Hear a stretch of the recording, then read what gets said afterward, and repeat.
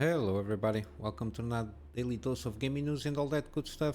As always, I also publish on Rumble, on the blogger thingy there, has a archive post, and on Patreon for extra support. Yeah, I've been able to, at least during this weekend, do some streams here. Yesterday I tested out 1080p 60 frames per second. Seems okay-ish. Um, I need to pick around a little bit more. I will be maybe, probably not today, but the next one, because I wanted to try out if I could stream in AV1 1080p without any issues, and we did manage to do so.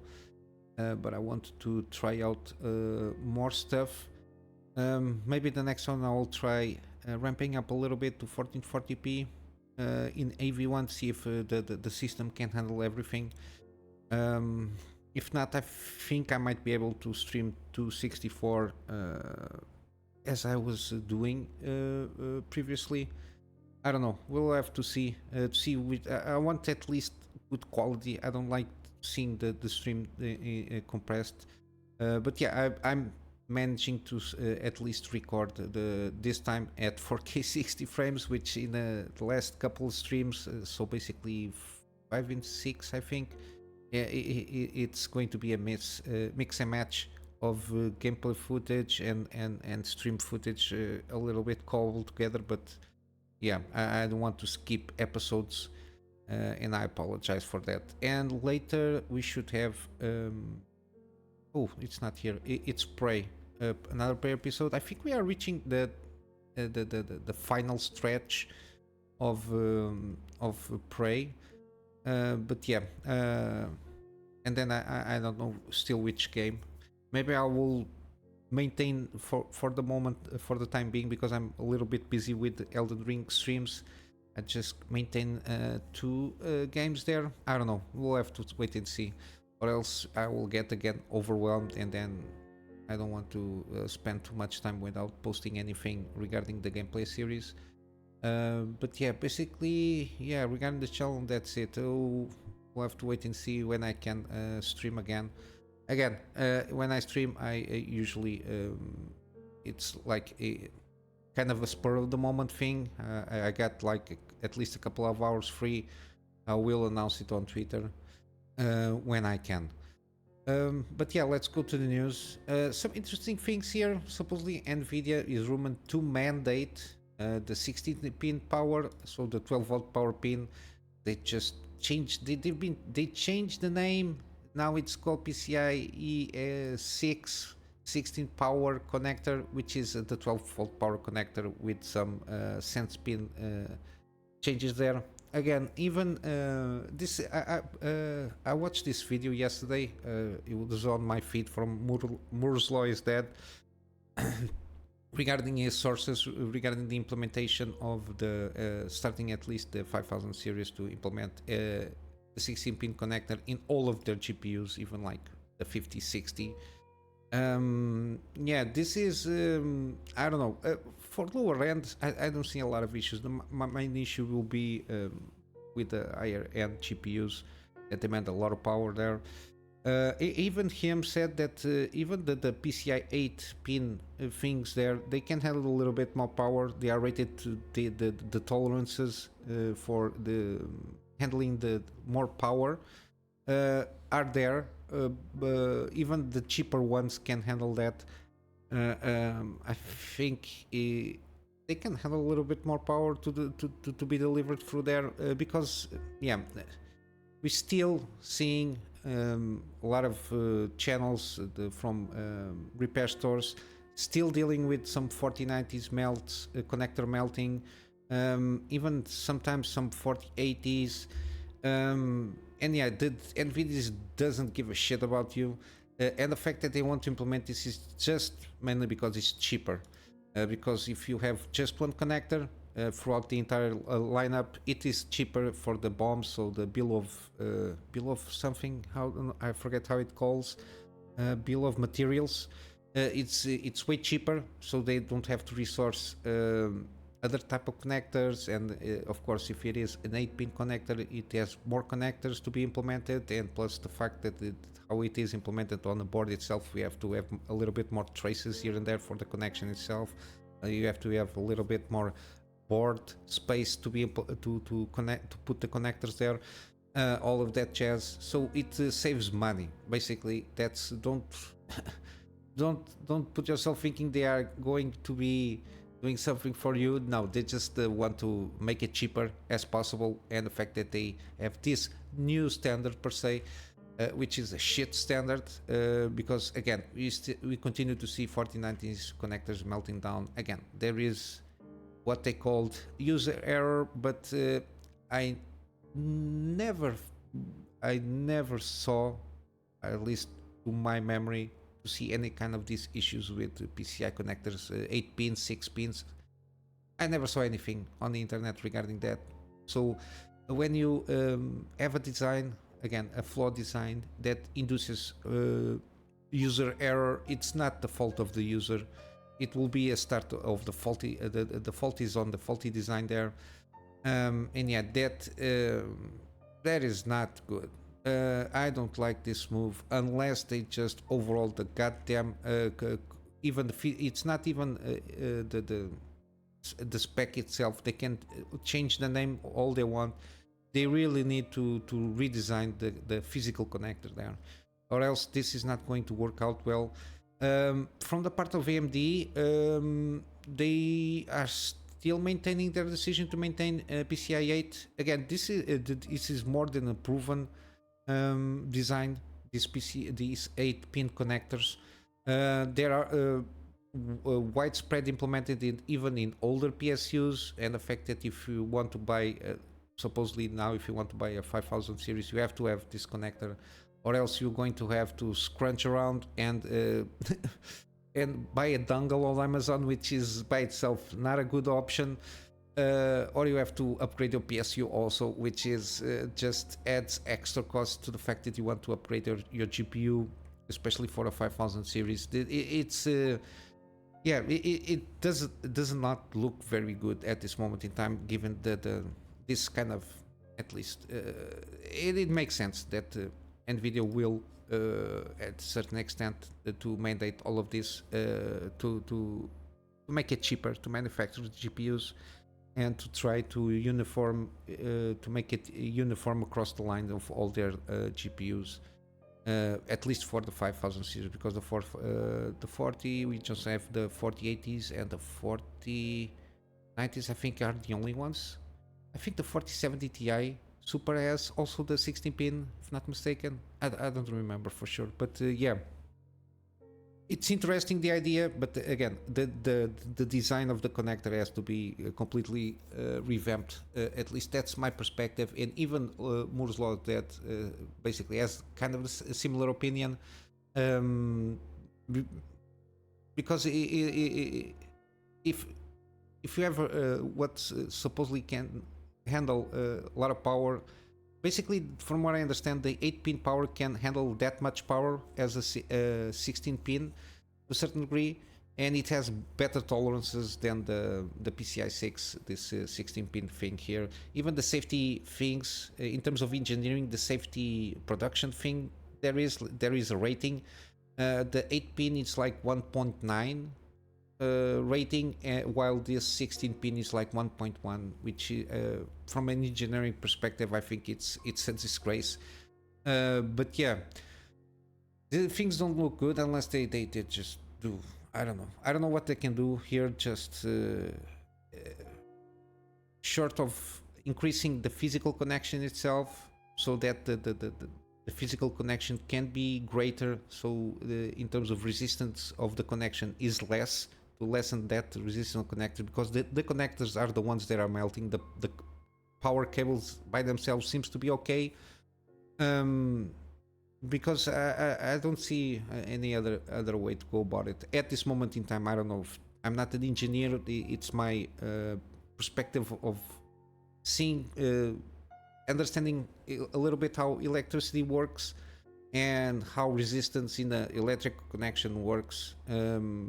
it makes sense why at this moment in time we still see 4090s melting out, and the fact that when you see a faulty design after years of using different connectors, you see that this is not a good, not an excellent connector by itself. I don't know what these guys do there on that consortium, which includes NVIDIA, Intel, AMD also, and even AMD is still not implementing this. I think the writing is on the wall. It's even I prefer to have free 8-pin connect to a GPU and know that I just plug in and I don't have to ever watch to those connectors ever again. While we'll still see a lot of reports, people they have their 4090s and even the 4080s, which is a huge investment even if you have a lot of money. And they are constantly trying to check if the connector is still good, if it doesn't overheat, if it's not smoking, because I think there already was a case that basically it's GPUs that get out of service and it's $2,000 thrown to the toilet. Even if you have money to spend, it's you buy a product, you want the product at this price point doesn't fail because of a connector. But yeah, that's my little rant here for today. We got some other stuff regarding now gaming. Nightingale developers supposedly they remove FSR support before the launch. I think it has to do again. I think FSR3 because it's on the driver level is not implemented on the game itself, so it's not a thing that it needed to be implemented on a case of game by game. It's basically on the driver level. You just need to make compatible with the driver itself on the game side. We saw this on, for example, more about the anti-lag thing there, but it has to do. I think it triggers with the FSR3 then because it then the anti-lag plus whatever it's called. Yeah, triggers like the cheat on the side of the servers, and because Nightingale has it's online. Basically, you have the servers, and it makes a lot of errors at this moment in time. I don't know if it's something they have to tweak about on the side of the game development there, because it's not integrated the same way that DLSS and I think Intel fake frame rate thing happens. But yeah. If you have a decent GPU, I don't think you will need to implement FSR3 again. As you can see, this is technology fake frame rates again. In very specific cases, I think it can be implemented pretty good. But other than that, I don't see a huge advantage on that. But yeah, it is what it is. Now we got rumor sites. Supposedly Fable will be targeting 2025 launch, and we got Contraband. I heard about this game. I think I talked about this game in a rumor or speculation kind of thing there. I don't remember, but yeah, Fable, which the last trailer that I saw, at least last footage, it's very weird. Again, it's one of those you know it's something is out of place there, but sometimes you cannot specify exactly what it is. The fact that her face is very weird, seems like it's made on purpose to be weird. But yeah, and they try to go about some comedy there on the trailer itself. I don't think it fits very well the universe, but okay. Yeah, but according to the latest rumors, the game is starting next year's potential release window. Again, this game is in development at least supposedly since 2018. So at least 6 years now. This is from the studio, which is how it calls the studio. I completely forgot. I didn't highlight. Playground Games. Yeah, the same guys from Forza Horizon. Oh, yeah, that's why it's. Yeah, that's why. Yeah, okay. Now I see. Yeah. You don't have experience on this one, it's going to be a little bit tricky. Okay. Even when the principal game designer revealed the slow progress, because mainly they were again, inexperience with the genre and a frugal approach, which basically says that it's mainly because they didn't have like enough people to handle size and scope of the game itself. But yeah, and the fact that they were trying to adapt Forza Tech engine to an open world RPG. Again, a driving game is not the same as an open world RPG, even though Forza Horizon is kind of open world in a sense. But then when you go to race, it just put the stages there, so you don't. Yeah, I think it's a little bit different in terms of execution, even though both of them supposedly are open world. But yeah, Forza Tech, it's more about a racing game there, and I think even how it renders everything in the world is completely different, because usually you get a lot of high-end octane racing, and so you don't have to render like with extra detail, because you're just speeding through the scenery. So there is more dependency on kind of the blur effects on how you make them. But then again, I'm not a developer. It's what I think it might be an issue there, trying to adapt an engine to a completely different kind of game. But yeah, even last year, we didn't see nothing exciting. I didn't see this. Finally show the game running on Xbox Series X during last year's Xbox Game Showcase. I don't remember seeing this footage. I don't know. Maybe my memory is fuzzy on this. Maybe I saw and I even covered, but I don't remember this. Just point in time in my life, but yeah. And since then, the UK studio brought Baldur's Gate 3 producer Ryan Clark on board. Again, yeah, we'll see how it goes. This is not going to launch next year. I don't know. And then we got Contraband. I don't know what this. It was announced 2021, might launch this year. But yeah, I don't even know I don't remember what it is.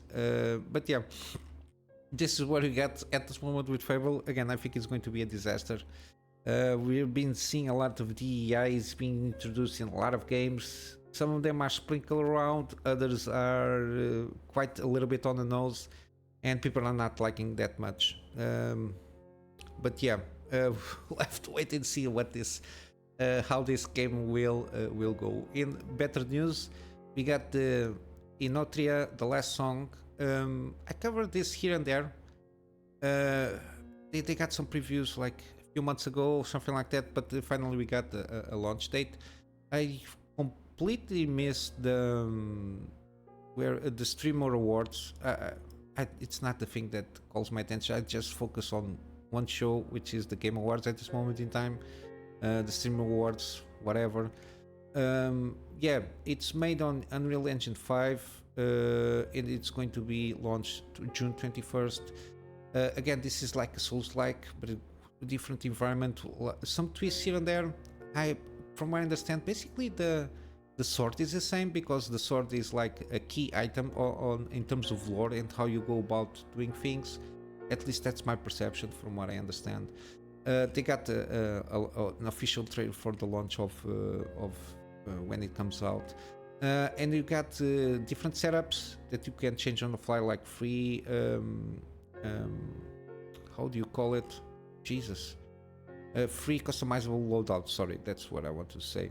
Depending on situation, so you can manage that. It's going to be very different how you're going about it. And then you have the mask mechanic there. But yeah, basically, like the setting is basically it's forced. The land is forced into endless status in a kind of vacuum. It's basically an endless. It's a play that it's on an endless like loop, from what I understand. And players will have to defeat the otters that craft the Canovatio by wielding Ardore. So basically it's a sort of altering reality which can be handy in both sub-puzzles and during combat. That's why I think that the sword is the same. What is going to change is your abilities and how the equipment loadout works. Because every equipment has their pros and cons, so there's going to be some choice in terms of style of gameplay there.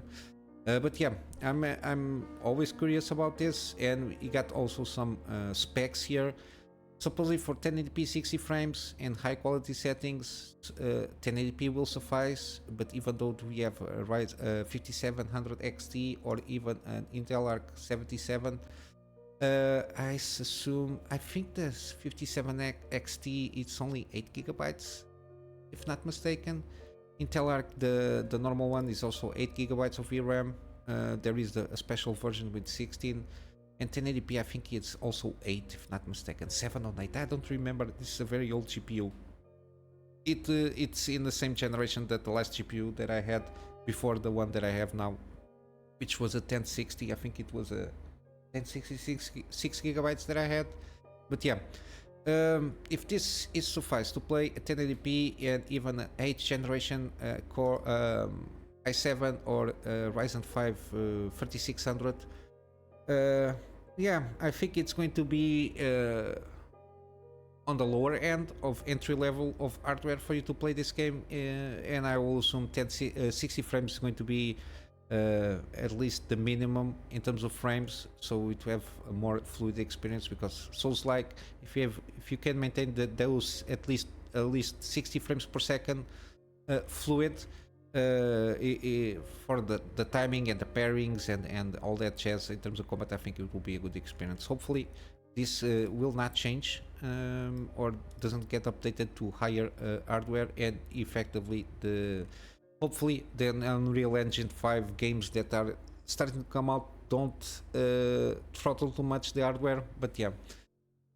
at least some good news on upcoming games. And let's say we got another one, which is Beyond Good and Evil Remaster version gets rated for South Korean game rating. Yeah, I think they disclosed a little bit Ubisoft, and they showed some footage which doesn't seem that good. Again, Ubisoft is just butchering every IP that they have on their hands, except for Prince of Persia, the last game that came out. It's like a 2D kind of Metroidvania kind of a thing happening there. I think in terms of mechanics seems pretty solid, but that's it. I don't think it introduces anything, or it does even continue with the lore itself, at least from the mainline games that were quite interesting. But yeah, except that I think they're just desperate to go about and try to chase trends, which is not a good option when you just trying to chase trends, especially in gaming, because of the game development cycle, especially now. And if you don't even get it right on the goddamn remasters of a game that it's your own IP, yeah, I don't know. Ubisoft is just going down the drain. I don't know if they are doing this on purpose to devaluate themselves, to be waiting to be bought off by a bigger company. I don't know. These guys, I don't know what they're doing there. Then we have the Skull and Bones fiasco, which seemingly it's a shit show of a game. Might as well play Black Flag, Assassin's Creed Black Flag, which is a better game, at least even in naval combat, which supposedly Skull and Bones is only focused on naval combat. You don't even have the islands to explore. It's just points where you just dock and have the little hubs for you to do things. Don't have like the treasure hunts or anything like that. It's awful. It's a mixed match of a lot of stuff they try to do, and they didn't clean up the mechanics even there. And then you got the fact that they also said that now Skull and Bones is considered a quad A game, which again, just nonsense and stupidity out of those guys. They just want to make money. They don't even care what the product they are putting there. They think people automatically will have to like the game and will have to play the game because it's a game that they put out in the market there. But yeah, enough of that. Let's go for good stuff, which is gaming deals. I don't have any more news for today. Red Dead Redemption 2 is 60% off. Again, excellent game from all the reviews that I saw. It's still a lot of mods around there also for this game. Got the Ultimate Edition where it has extra goodies. Then you get the Plague Tale thingy there. It's the bundle here, so both of the games are discounted if you buy the two games only. 58% off, so $30 for the two games. I think it's a good price. I think the games are pretty good. Got Dark Souls is still on Steam. Steam sale here, 50% in every one. So Dark Souls Remaster, that's all the DLC. Dark Souls 2 Skulls of First Sin, which is with the DLCs associated with that, 50% off. And also Dark Souls 3 with all the DLC, 50% off. Again, again, if you buy Dark Souls 3, you have to buy with the DLC. It's excellent, the DLC there. And we got also then from software Armored Core 6 Fires of Rubicon, 30% off. Again, this came out last year. Yeah, last year, mid last year. Seems pretty good. It's one of those that I will try out. It's a Mac game, very different of what I'm used to playing from software, but yeah, it's one of those I will try out one of these days. And lastly, we got a Souls-like kind of a thing here, which is Lies of Pi, or Lies of P. Very positive reviews. Again, 25% off on the base game, or Deluxe Edition, also 25% off. On GOG, we got Alien Isolation, the collection, 75% off. So this is with all the DLC associated on the game. I think it's a pretty good one. I did a gameplay series on this game a while back.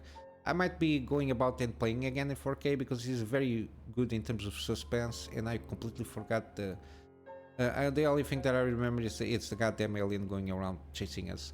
Then we got Metro franchise bundle, so the free games with all the DLC associated and the Redux versions of the first two, $10 give or take. So it's a must buy. This trilogy seems pretty good, and I think that they are planning in around 2 to 3 years to launch the fourth game on the mainline series. But yeah, these three as a package is an excellent deal here.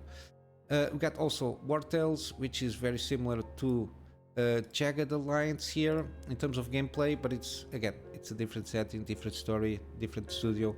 But yeah, 25% off from this game. Then we got Dredge here in the middle, 30% off, again, pretty good. This is the standard edition. We got the digital deluxe edition, a little bit extra, like $7 more. This one, it's a pretty good one.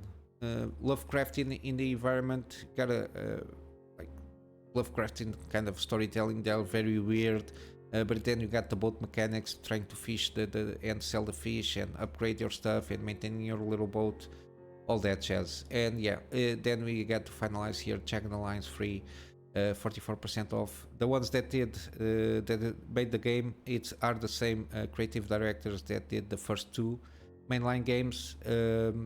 There is a lot of like spin-offs of this franchise, but yeah, the original guys that did the first and the second one are back for this one.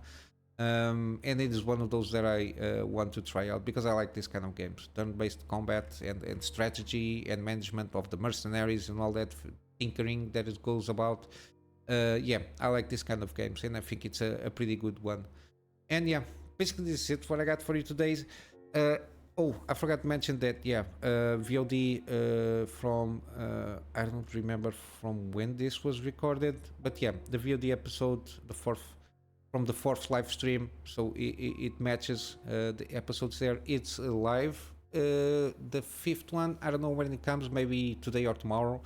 I got 7 programs from live stream that I need to edit out and upload to YouTube. It will take a while because it's 3+ hours of footage there. But yeah, everything is again published here on Patreon. The Patreon thing is more about for extra support, for me to be able at this moment in time focus a little bit on my storage thing, for me to be able to have space to have backups of the things that I do for my clients, and of course some extra storage for the videos that I do for the channel. And basically that's it. We'll see how it goes in the future, how things go about. But yeah, this is what I got for you today, guys, and I will see you in the next one, and I hope you have a wonderful day. So until then, Kunamy Master out.